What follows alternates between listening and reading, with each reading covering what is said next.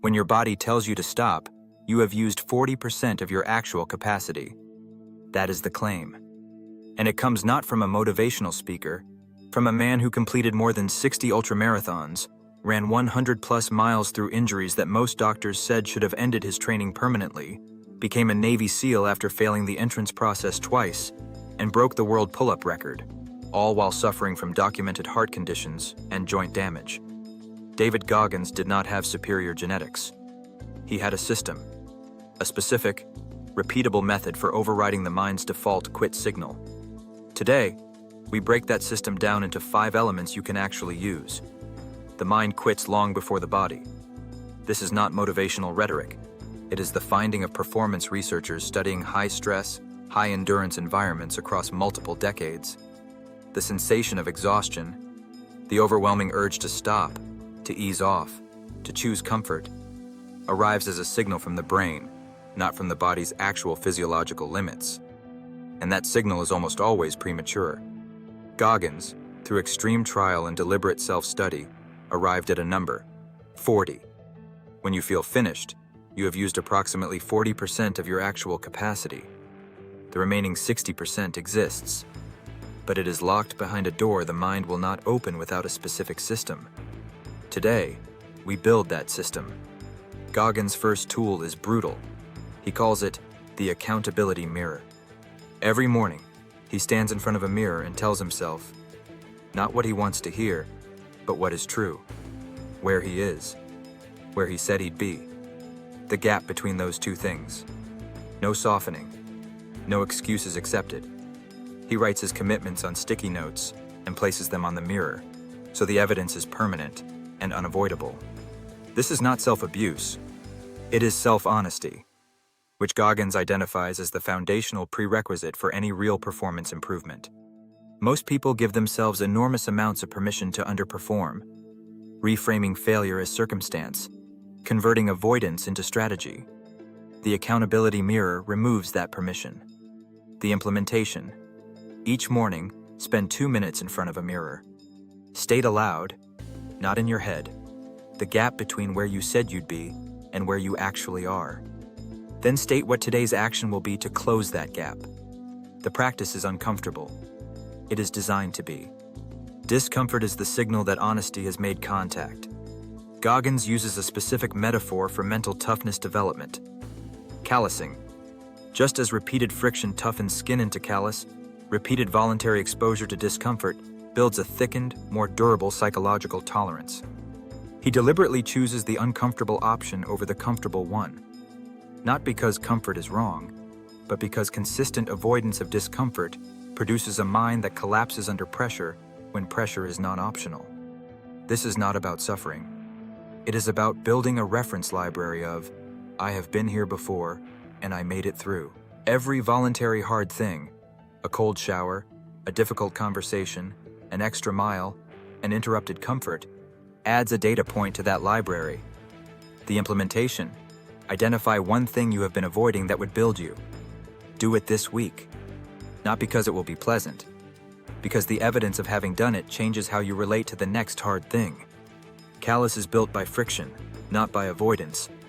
And the person with the thicker psychological callus performs differently when the world stops cooperating. When Goggins is deep in a race and approaching his physical limits, he uses a mental technique he calls the cookie jar. He mentally reaches into a collection of his greatest accomplishments.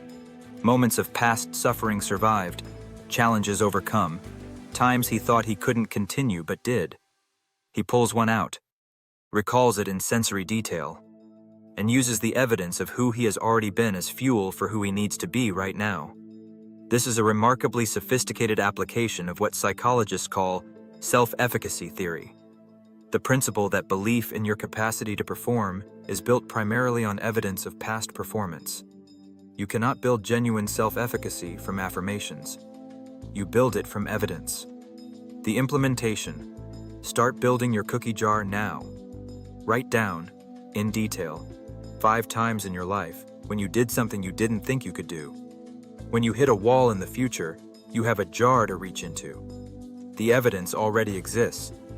You need to make it retrievable when the moment demands it. Here is the counterintuitive application that most people miss. The 40% rule is not primarily about physical endurance.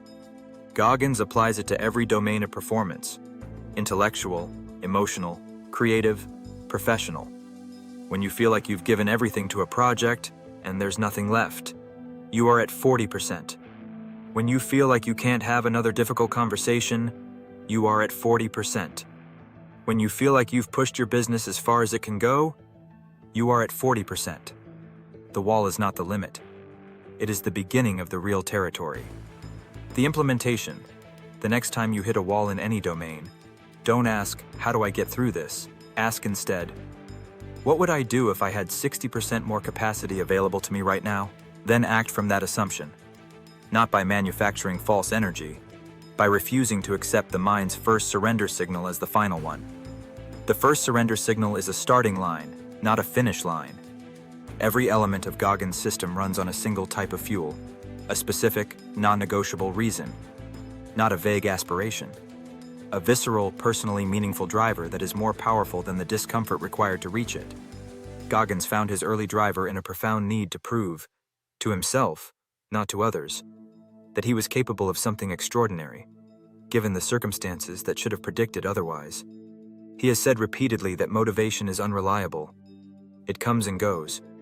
What doesn't come and go is a deeply rooted, specific reason that connects the present discomfort to something that genuinely matters to you. The implementation. Write down your specific why, not, "I want to be successful," but the precise, visceral answer to, "Why does this matter enough to be hard?" If you can't answer that question with clarity and specificity, the 40% rule has no fuel to run on. Find the why first. The system runs on what's in it. 5 elements of the system that helped one man redefine what human performance looks like. The accountability mirror. See yourself clearly, without the permission to soften what you see. Callusing the mind. Build tolerance through deliberate, voluntary discomfort. The cookie jar. Make your past evidence retrievable when you need it most.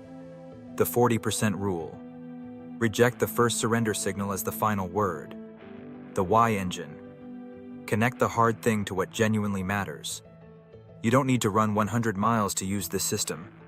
You need to apply it to the hard thing that is directly in front of you today. If this changed how you think, subscribe. I break down these frameworks every week. The mental models, habits, and psychological systems that separate extraordinary performance from ordinary effort. Drop a comment. Which of these 5 elements are you taking into your week?